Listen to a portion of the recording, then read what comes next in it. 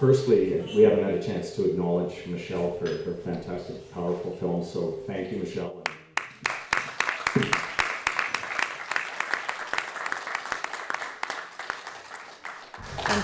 Thank you for having me. It's the first time we've screened it in my hometown, so it really means a lot. So I really thank you for coming out and taking the time to see the films.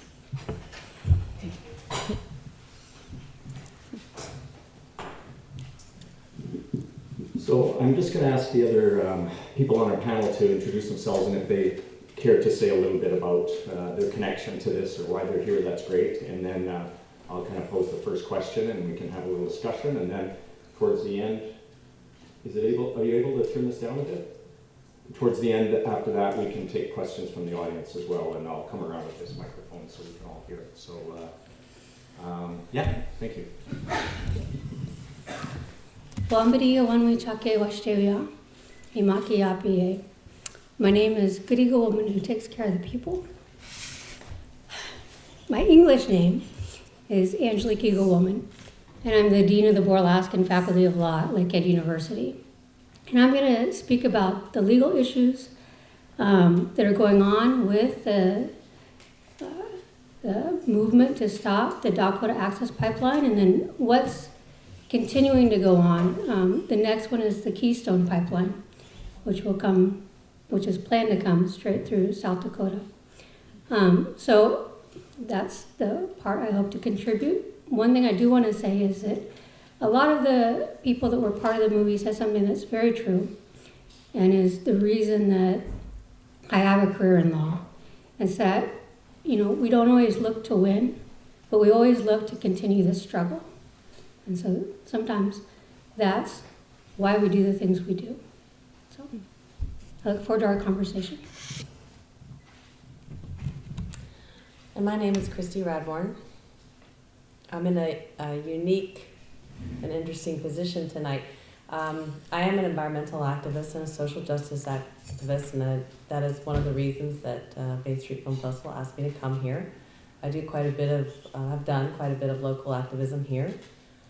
Some background pieces. I spent several years working for the federal government in Minneapolis as the Environmental Protection Agency and other agencies as well.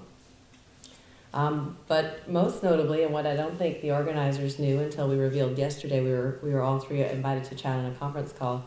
I am of a settler family from Dakota, North Dakota specifically, and so I have a responsibility and connection to what's happening there in a much different light, and it brings to mind things like settler guilt, and then where do we get our understanding from? And I know the young woman spoke about her history and learning about Lewis and Clark, and every time I went to North Dakota to visit my family, we learned all about Lewis and Clark, and you can buy souvenir shops and all sorts of things. So as I've grown older, I understand what revisionist history looks like, and starting to understand the sort of true story of how my family ended up where they were and got all the gains that they got from running over other people. And that's a very difficult position to be in this evening, but I appreciate the opportunity to get to speak about it. Thank you. Great, thank you. I guess I just want to start by just saying kind of where are we now. Like, I understand you stopped filming in December, and we saw what happened when 4 days after Trump came, but I don't know, and maybe there's others who don't know what the latest is, so maybe if you can kind of give us an update on that. Hand over to you, but I'm just gonna. So I just want to say that I arrived in North Dakota in Standing Rock because I'd heard about the youth runners, and when we arrived, as the film said, it was about 20 people in a camp, and no one could have foretold what Standing Rock would become in those moments. We were the only film crew on the ground at the time, and we were there to make a documentary about a youth movement, and obviously that grew into something even bigger, and we stayed there as the world, there was a media blackout, and then it seemed like a media circus after about mid-September into October. There was tens of thousands of people there, and pretty much every major media source in North America. And we just stayed with the people that we met in the story. And I finished filming there in December, and then this film was released. The first time it was seen was at the Sundance Film Festival in January. So a lot's happened since then. It was always strange to play the films because every time we play the films, new developments had happened. But I want to pass the microphone over to Dean Eaglewoman because she has a better understanding than I do about where we're at legally with the fight right now.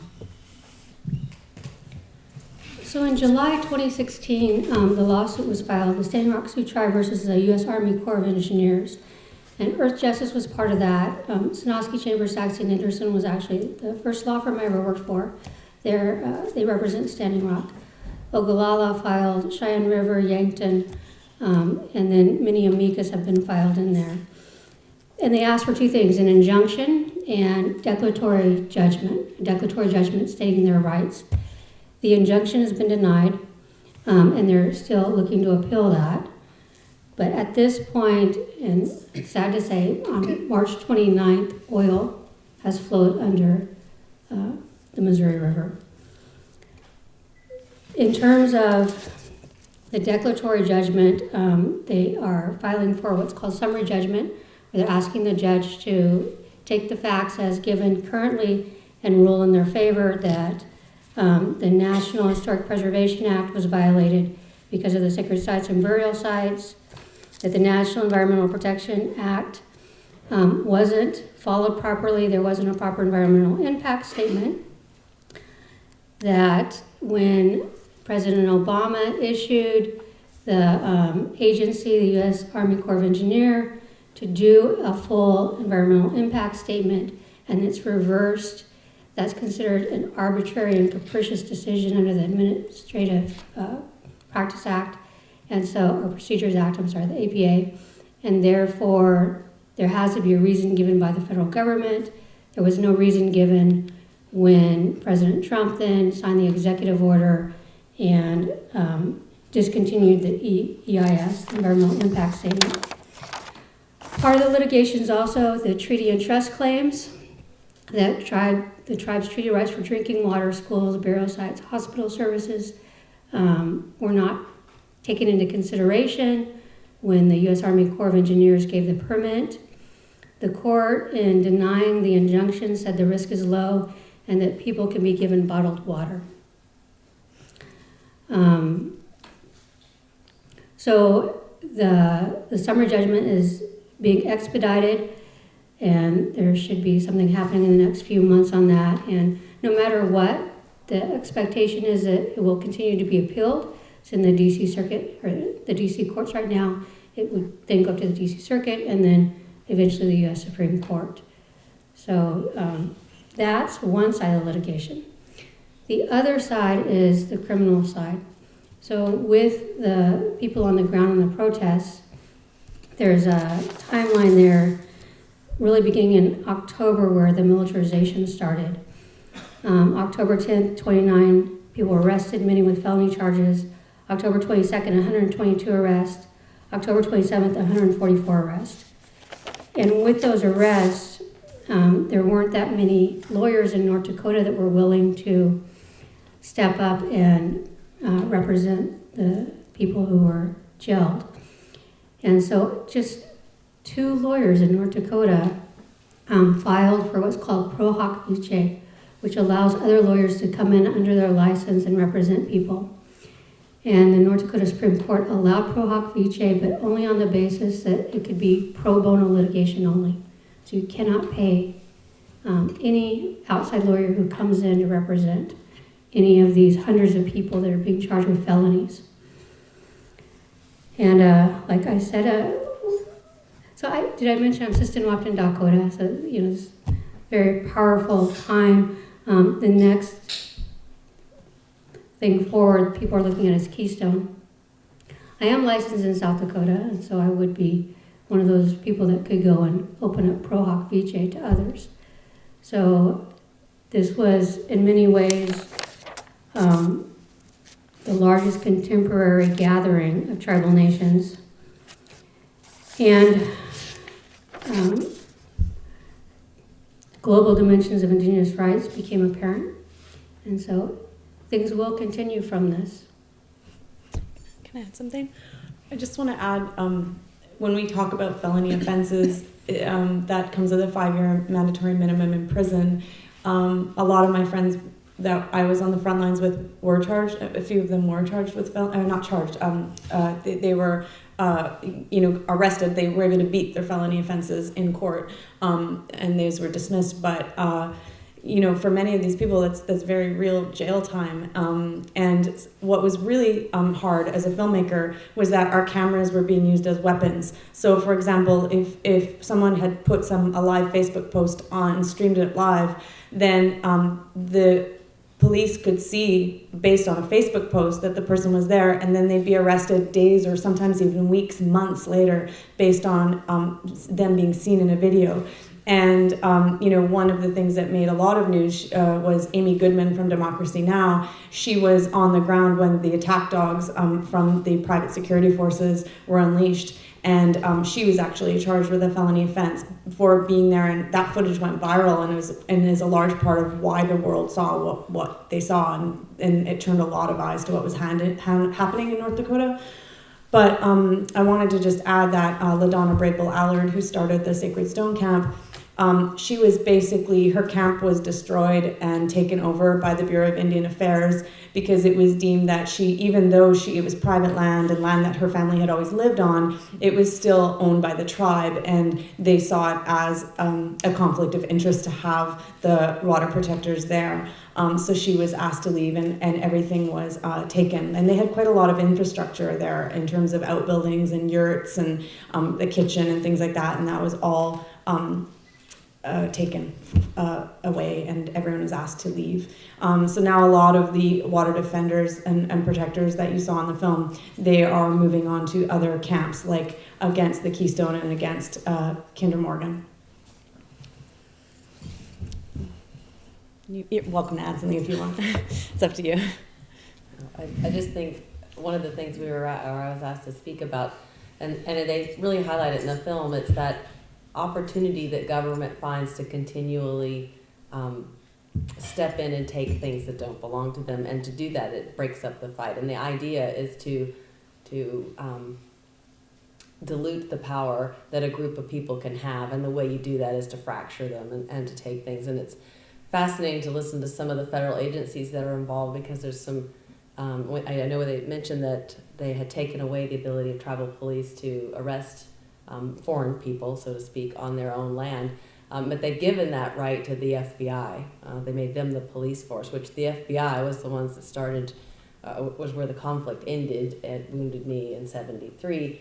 And it's just a quite vicious circle that they've allowed to happen. And it's just someone else governing and taking in the name of sort of breaking up that opportunity to speak out as a group. And when we talk about environmental activism, not everybody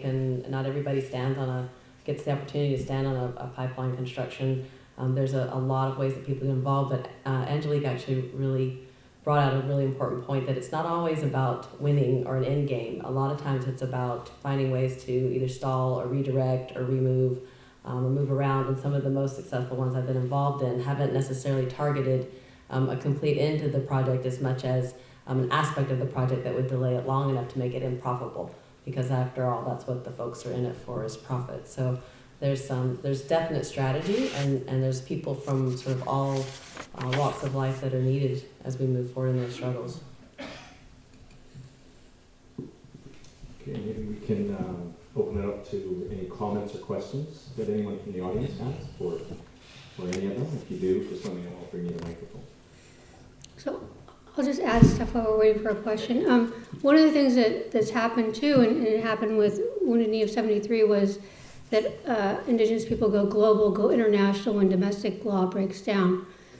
And so we're seeing huge efforts to do divestment from anyone that supports the pipeline projects. We're seeing the UN Declaration of the Rights of Indigenous Peoples being talked about, free, prior, and informed consent before any nation state can take any action that impacts Indigenous peoples. We are also seeing, though, backlashes. We're seeing states and other areas changing their laws on protesters. We're seeing higher criminal penalties. So, one of the things that we're saying is that, we need to keep writing letters. We need to keep becoming aware, becoming informed, help where you can, review federal laws that are changing, provincial laws that are changing, and continue to come to events like this and gather together with like-minded people. That's what ultimately changes things. I think if I could add to that, when I think about how we go forward in the future, as an educator, we have a real opportunity at this point in time. And one of the things that you heard a couple of the writer activists talk about in there was the notion that what allowed sort of the colonial idea that we could run over other people and take their land and we could use it for the benefit of humankind is a thought process that arose out of into the Reformation. So we stopped, one of the things they really worked for was to take away all the spirituality of the earth or in our non-human others, and to actually take away their human qualities, which would be that they have a spirit, or that there is a connection between humans and the earth, or connections in humans and non-human others. And that was a belief philosophy that rose in the Reformation as we tried to figure out our world and started to pick it apart. And you can't I was watching the bulldozers and I was really reminded, you can't drive a bulldozer into something that you believe is your mother, or that you're connected to, or that you understand, or that is your place. You just can't. You can't rip it apart like that because you have an emotional connection to it.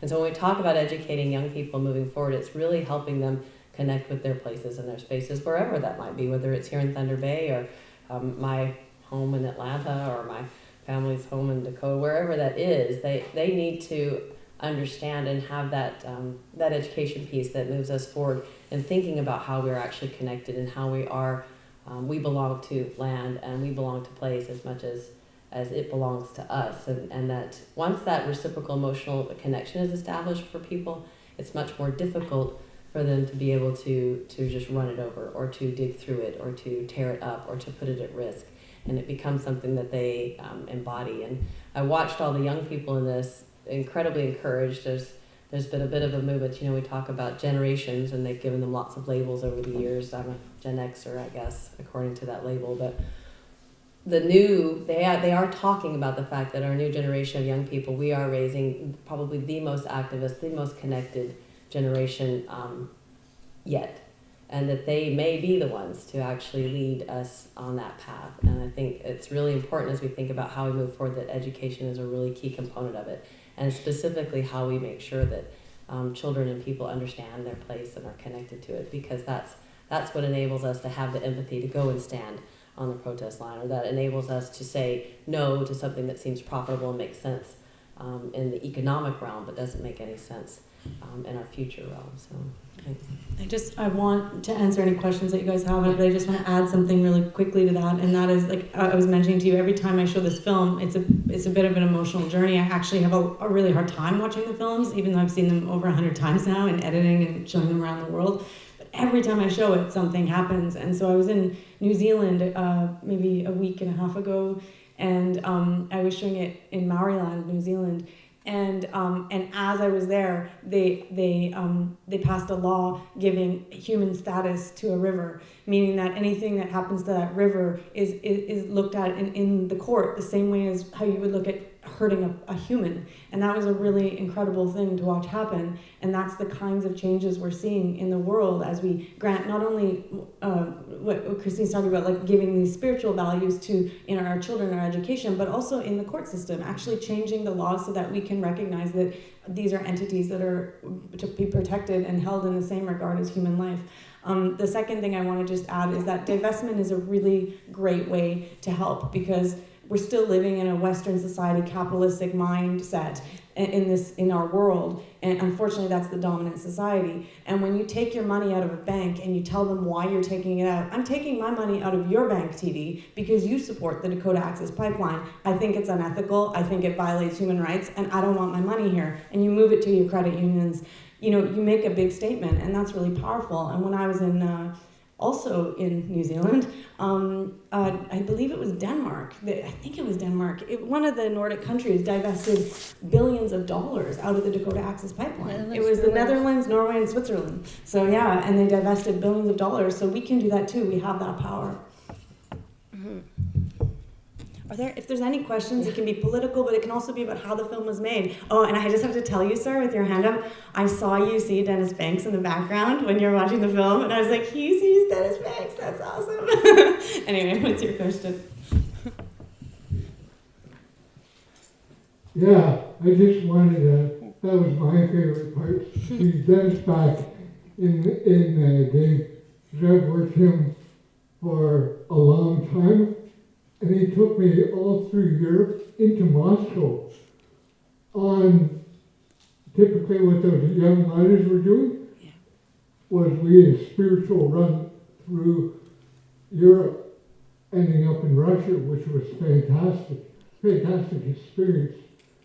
One thing I thought was lacking in the film was that there did seem to be a spiritual component, which I thought would have made the protest that much more stronger. Had there been a spiritual component added to the protest, it would have made it a stronger protest and one which more people could relate to. Because that's what I have experienced is a spiritual component to any action bounded with backed up with a spiritual component can carry those messages far beyond the actual issue at hand and to a different realm, one where Indigenous people can exercise a lot more strength and control. So I was just wondering why in those films there wasn't a spiritual component, and did you see any, like a sacred fire at the camp itself, or people taking ceremonies, things like sweat, I can answer it quickly. and those type of activities? So, as a filmmaker being there, it's an incredibly spiritual place. Sweats happen regularly. There's a sacred fire that was tended to regularly. We had a council lodge. We had special areas where you could go to get medicines, that women and grannies were making medicine from different tribes. There was a lot going on. There was also a fire for the International Youth Tribal Council. But as a filmmaker, I engaged in, I had an elder. I sweat every single week with that elder. He appears in the film, but I didn't feel comfortable pointing my camera at things that were sacred. And there was a protocol in the camp that everyone with cameras had to undertake when we entered the camp to agree to not show certain things. So not point our cameras at sweat lodges, not show the sacred fire, not film during particular ceremonies. And so I respected that, although I participated in it regularly. And I think for me, I was trying to show some of the spirituality by showing the spirit that's in the youth and the chief's ride, and a lot of the people talk about how healing is the thing unifying everyone. And so it was sort of a subtle way of speaking about these things without pointing my camera in places where that would offend or disrespect. I wanted to agree with that many times we don't want our ceremonies on film, and so that was hinted at but not directly done in a very respectful way. So for example, one of the mass arrests on October 27th, there were 2 prayer circles with elders, and the elders were all pulled out and arrested. Many then were strip searched and scattered throughout North Dakota jails.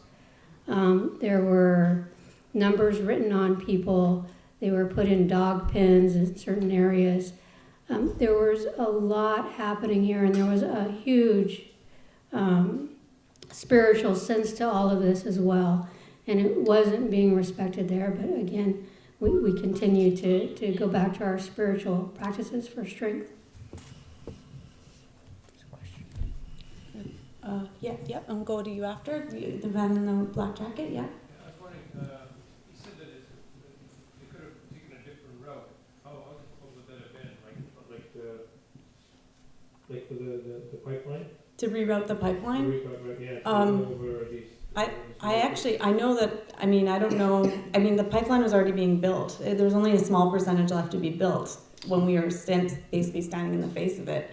And so I actually don't know technically how difficult, maybe you do know that, but I can say this, that there was a divide versus it being rerouted, which is the stance that the tribal chairman takes, versus some people who are there saying we shouldn't have it at all. There's been no environmental assessment, there's been no consultation. This should not exist until that happens.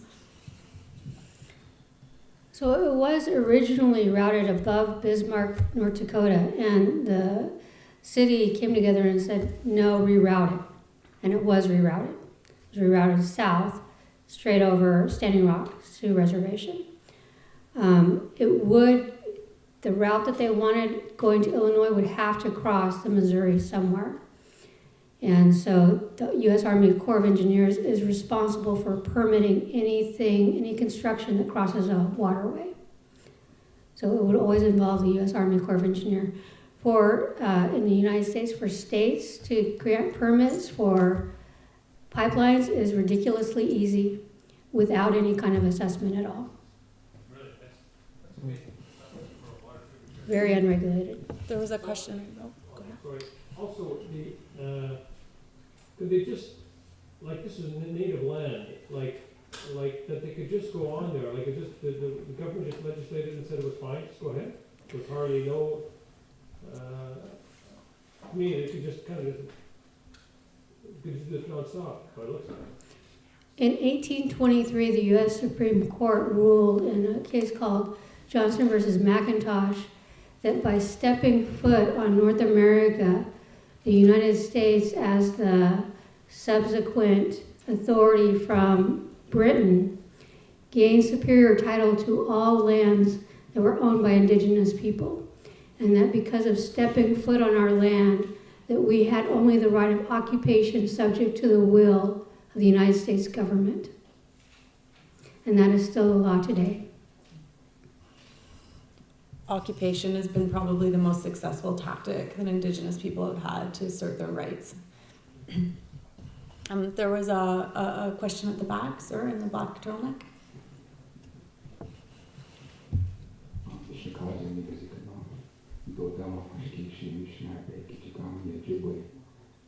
My name is Origo. I'm a Ojibwe from Lake Superior. I just see every time I come to see documentaries and that, it was a very good one. I always see like a lot of symmetry from a lot of other makers. I know the experience with a Native American, or whatever you want to call us, Indians.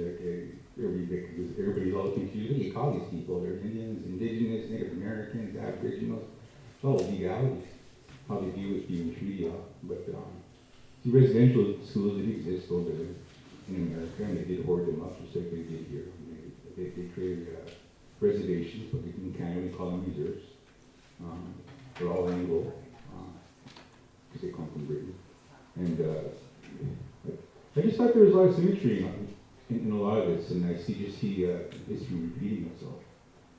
And I've done a few notes. 75% of those mining corporations come from Canada. We do affect the world.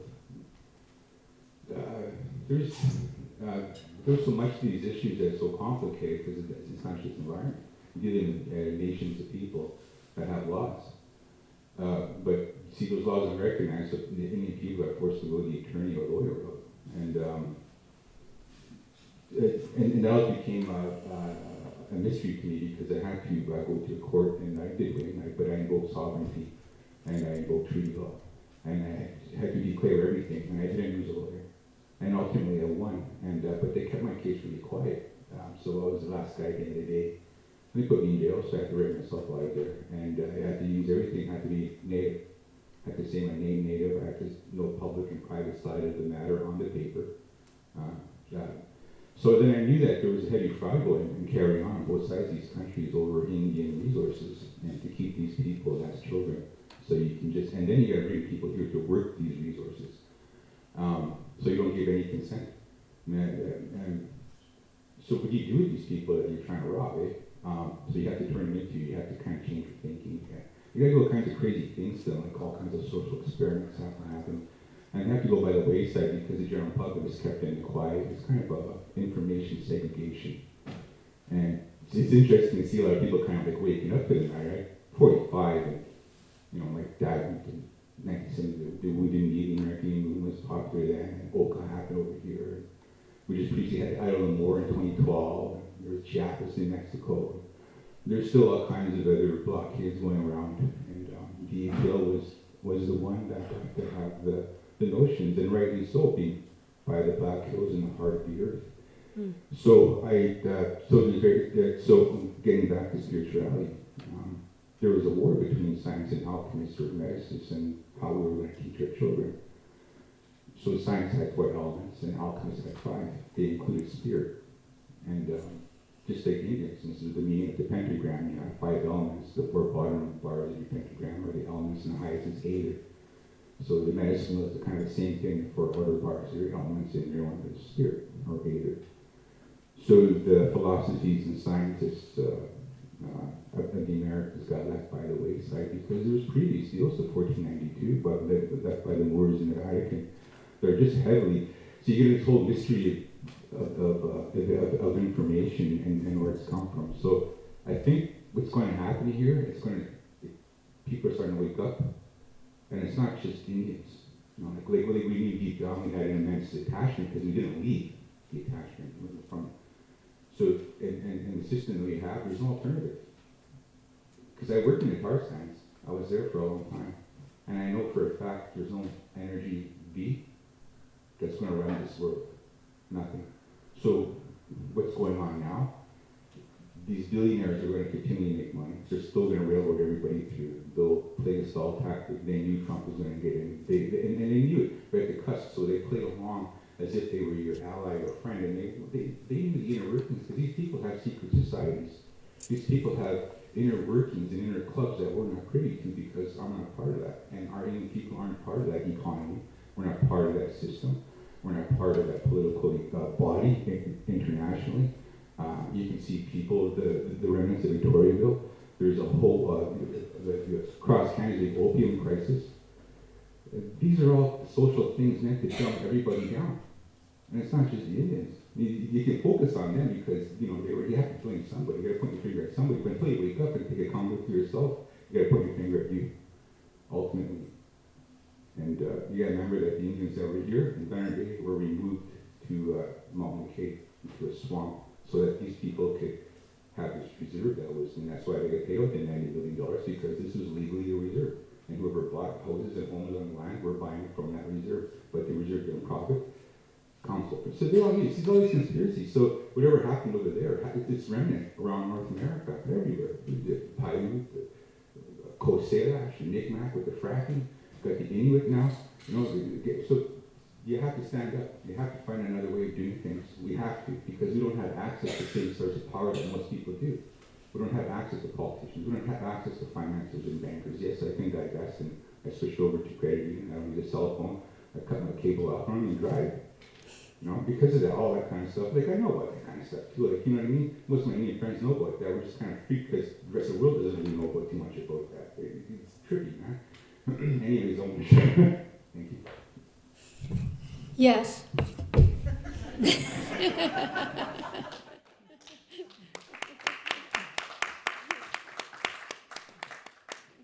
Hi, my name is Wanda and I'm from Onus First Nation. I just have a quick question just regarding the First Nation protesters in both Canada and in the US. I just want to know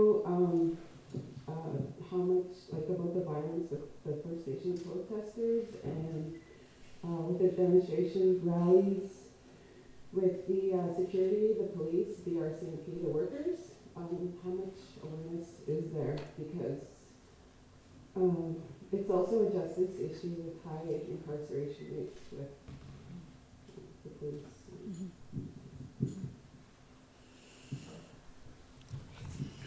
So I'll just add a little bit. There are civil and criminal cases that are still ongoing. There was a lawsuit that was filed in North Dakota courts on the police brutality. Unfortunately, it was dismissed. Police misconduct litigation was filed. There was a preliminary injunction was denied on February 7th. There was a temporary restraining order filed in a Section 1983 case, which is violation of your civil rights, and the judge denied it without a hearing. This is Judge Hoffman in the U.S. District Court of North Dakota. And so there's still a lot to be done in terms of federal judgeships. Having people in place and authority and in power that understand what's happening and don't just take one side of it. And so it's still ongoing. I will say this, there were Amnesty International and United Nations human rights observers on the ground in Standing Rock. And, you saw a film here that I made for public consumption, but I also used the camera to take testimonies of people who'd basically experienced police violence and brutality. And those are classified videos that'll be used for the United Nations case and for the observances of these kinds of violations. So that's ongoing as well. Michelle, I have a question about the making of the film, and I think you mentioned that you didn't quite expect necessarily to make the film you did when you went there. It kind of grew, but how long did you spend there? Were you back and forth, or were you there for the duration? Yeah, sure. So, this is part of an 8-part series called Rise, which is a series about Indigenous resistance all over the world. And at the time, we had just come back from Brazil, where there'd been a huge mining disaster that had poisoned the Rio Doce River. Mining giant Vale, which also happens to be working at a Sudbury, by the way, so pretty close to home. And basically, I'd heard about these youth runners, and I went to North Dakota. And really, it was a very quiet story. I thought out of the 8 stories we're going to tell in Rise, this might be one of the quieter ones. But I really wanted to tell the story of the youth and those voices. And like I said, as we left that camp, LaDonna said, I'll just tell you the whole story. Well, we're given per diem as filmmakers to help pay for our meals when we're on the road and that kind of thing, our taxis, our gas. And at the end, our crew pulled together the rest of our per diem and we gave it to LaDonna. And we said, just take this for groceries, take this for whatever you can use. And she started to cry. And she said, I just don't know where the money's going to come from. And I have the responsibility to keep this camp going for the people that are here. And she said, but I believe that if these permits are granted, I'm going to call the warriors, and I believe they will come. And I remember being terrified, looking in her eyes, thinking, will they come? And I said, what are you going to do? And she said, I'm just going to get on Facebook, and I'm going to make a plea, and they're going to come. And what you saw was that Facebook live feed where she said, this is a terrible day, please come stand with us, we need you. And literally within days, thousands upon thousands were showing up. And she phoned me and said, come back, they're coming. And when I arrived, the highway hadn't been blocked yet. So there ended up being a highway closure, and you had to go around to get in the camp. They were making it very difficult for people to get into the camp. But when I arrived, that closure hadn't happened yet. And I crested that hill, and it's kind of like the drone footage that you see in the second film. I crested that hill, and there were just all these tents and a few teepees, and I just, they came, and it was the most amazing thing, and more came, and it just was always changing there until it was what you saw at the end, a village in the snow. And so I was in and out of there, mostly for security reasons, because we need to get our footage out so that we could continue editing, and we never knew what the end of the story would be. And things really heated up in end of October, beginning of November, and at that point I was leaving. I was just going to be out of the camp for so I got there in like May 2016, end of April, May 2016, and I left in mid-December, and we edited the film all the way through December to premiere it in January at the Sundance Festival. But when I was there in October, the end of October, I was on one of it progressively got more difficult to get in and out of the camp, and I was flying into different airports so that I wouldn't be flagged by authorities. And so in this particular case, I had a rental car, and I was stopped by the police, and they searched my whole vehicle. But what was really interesting was I just happened to, it was a big arrest day. They'd arrested a bunch of people. And I happened to have my camera at the very, very front of the seat. And I had my jacket over it. And they searched the whole back of the SUV, but they never searched the front. And so I ended up being able to leave the country with the footage. And then I just kept coming in and out, but being strategic about that. So it did get progressively more heated as I was in and out. And I guess that's kind of the gist of it. This young woman has a second, or another one I had was some of the challenges you ran into, and specifically with your footage, but you just touched on that. No other question here. So. I was wondering how anyone in Thunder Bay could help out.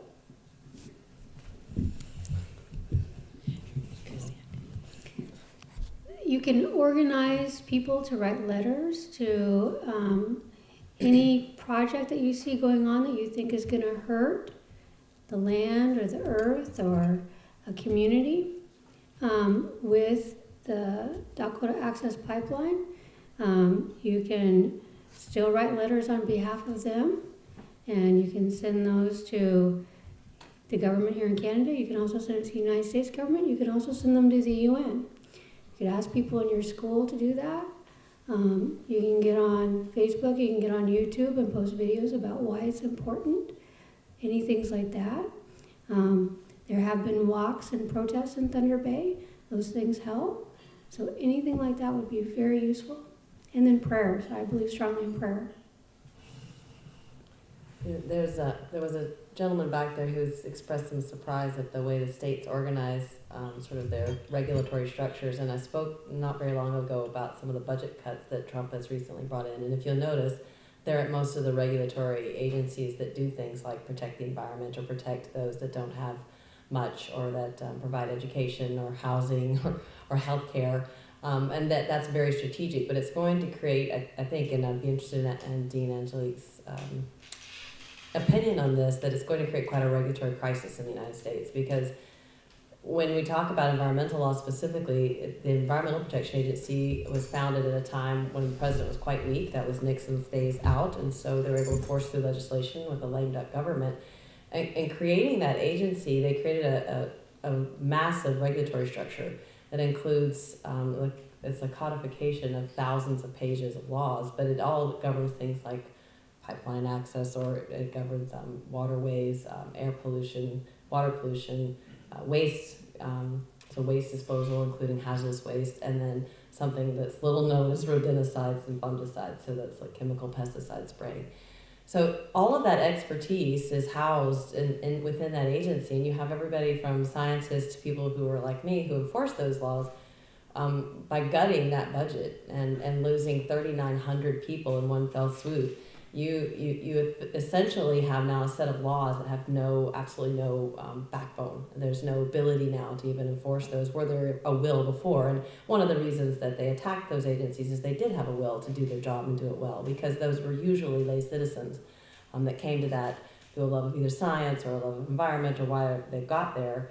So it's really quite insidious, his budget cuts, when you look at them and what it means for the future and how it will affect Canadians, particularly along our waterways, because water and air are two things that really know no boundaries, and the two will migrate. And the years that stopped air pollution or stopped SO4, which was acid rain, those years came from the evolution of the Environmental Protection Agency, and the first time they actually put in a way of measuring how much was going out and how to limit it, and then actually had criminal fines and things that went with it. All of that is now threatened. And so what could have stopped Dakota Access, including the U.S. Army Corps of Engineers or a full environmental assessment of the EPA, is now gutted.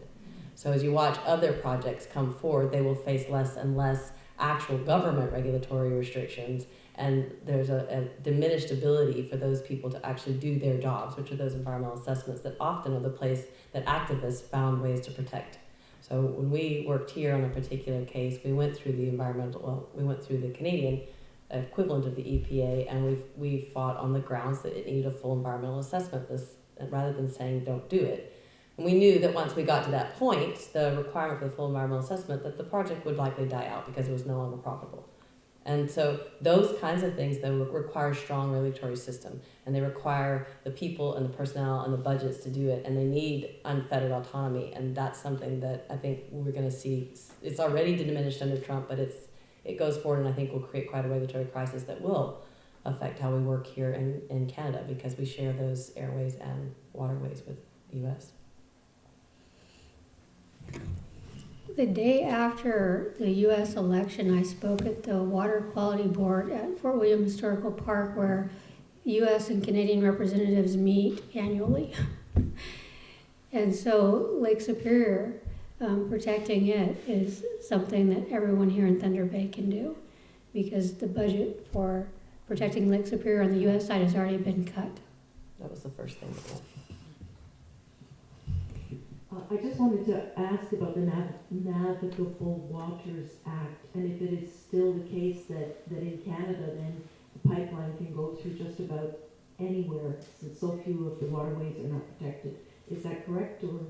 Yeah, one of the really insidious things that Harper did, and this is what those governments look for as a way to just really unempower the regulatory structure. So we do still have a Navigable Waters Act, and many things that you could go through, say whether you could have a fisheries dam inspected or stopped, or development on a waterways was protected by that. But he removed the protection for thousands, literally thousands and thousands of waterways all over Canada. And that hasn't been reinstated under Trudeau at this point. So if you wanted something to do locally, working towards reinstating some of the things that he eroded would be really quite important, because that was another one of those ways that if you were an activist and you wanted to protect it. I did some work on the Steelhead River at one point, and we wanted to stop a hydroelectric dam, which we just had an interesting conversation about hydroelectricity, but we wanted to stop a dam because it threatened the pristine area, it threatened the fisheries. There were lots of different interests, and it's interesting. Environmental issues often bring groups together from very different places where they wouldn't normally come from. But one of the ways in which we were able to protect that is we had a regulatory structure under the Navigable Waters Act, and it was applicable. That river is no longer protected. So any project, and they have it since, as I understand it, are proposing more projects in development. So lots of those things were eroded under Harper, and people didn't really notice them because there's not a great understanding of how the regulatory structure protects things and what you can use it as. But that's something that you could certainly do here locally, is take a look at because there's almost nothing is protected at this point. So.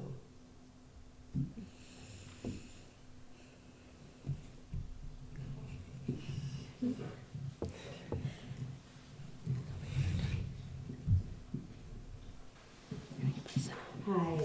So when I was watching the movie, I kept seeing like an underlying message, right? Like the lion's being raped, and it sort of like sets up the history of Indigenous women and being raped, and people were talking about human trafficking almost, right, with these man camps and stuff. So I just wanted to ask, do you have any plans to pursue that next, like, or another film idea, or?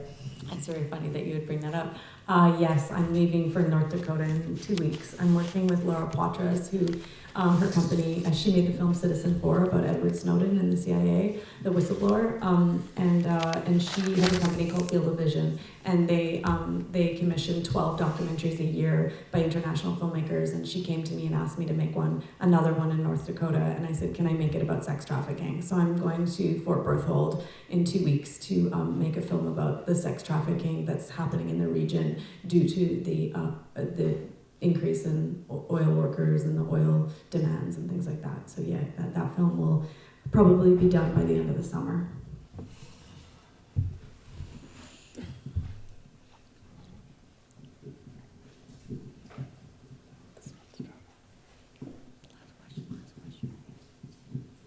Thank you very much. I learned a lot from the two docs. I'm curious about, you mentioned you've been international traveling to show your documentaries.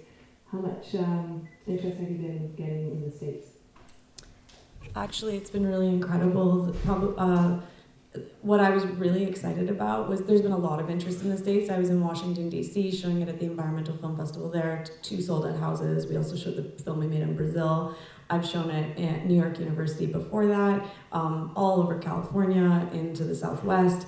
But I'm actually leaving I'm leaving tomorrow to show it in San Francisco. We're receiving the award at the Environmental Film Festival for Best Feature Film. And after that, I'm shooting it in Los Angeles, actually in Santa Barbara at the university there. And then after that at New School in New York City. So there's been a real interest from the universities actually to use it as a teaching tool. And that's been probably the most exciting thing. I didn't expect that. I'm not an academic, I did an undergraduate in like fine arts. So, to be able to be, I'm contributing to a journal that the New York University is, the New York University is publishing a book about Standing Rock, and I'm contributing photos and an essay to that. And to be able to contribute to this dialogue and in a meaningful way has been the most incredibly empowering thing. And to show these films to university students and to have their sort of eyes opened, especially, like, there's so much privilege in American universities, especially when you're talking a place like New York or Santa Barbara, these Ivy League schools, and you have all these young people with so much ability, and yet, maybe not the fire always, because there's so much privilege, but when they see these, I feel like I see the fire, and it's really, really exciting. So I hope that it's doing some good that way. Congratulations. Thank you.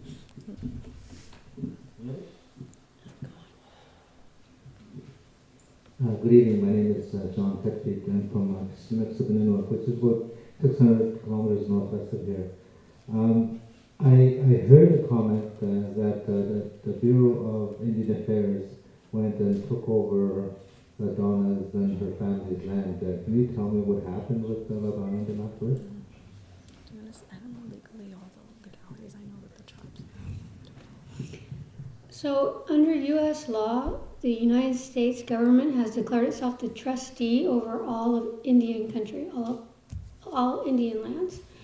And so, for example, for me to own land on my reservation, I'm considered legally incompetent under U.S. law, and the United States government has superior title. And so the Bureau of Indian Affairs has the ability to decide that whatever you're using your land for isn't the proper use of it, not in your best interest. It's a standard that's used for children.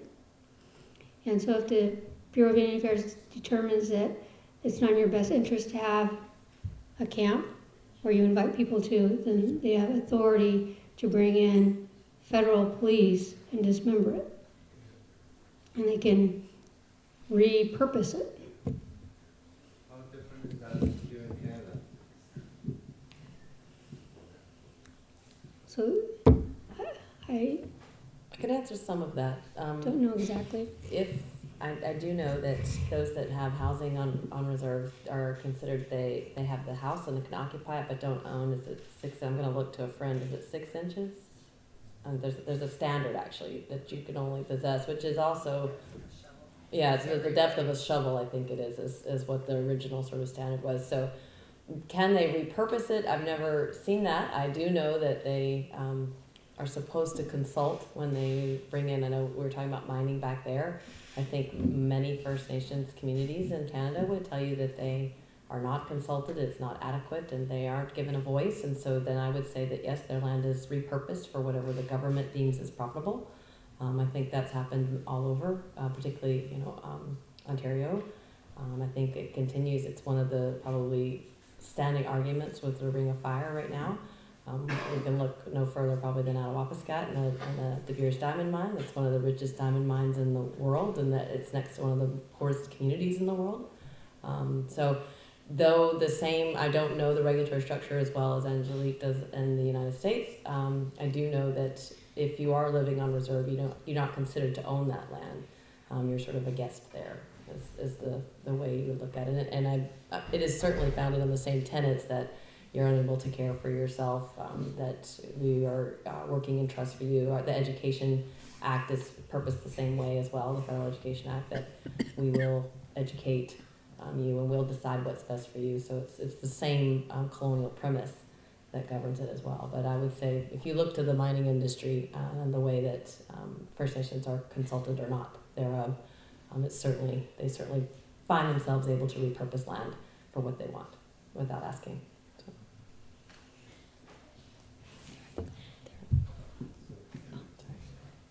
You mentioned mining. A number of years ago, about 2006, 2008, this company tried to come onto our land next to the OKI territory a number of years ago, and we managed to chase them off. Yes. And another company came on the north side, we chased them off also. But I guess I guess what the real concern about that is they made money off that. Oh, yeah. And the community never got a cent of the money that they received being brought out. And I'm just thinking, is that the norm also in the States where communities then don't get any benefit, but they get chased off on lands that they're. Absolutely, yeah. So I often talk about, and I say Father England because it's a patriarchal colonization. Father England having two offspring, and it's Canada and the United States, and they've almost done parallel in terms of us as Indigenous people.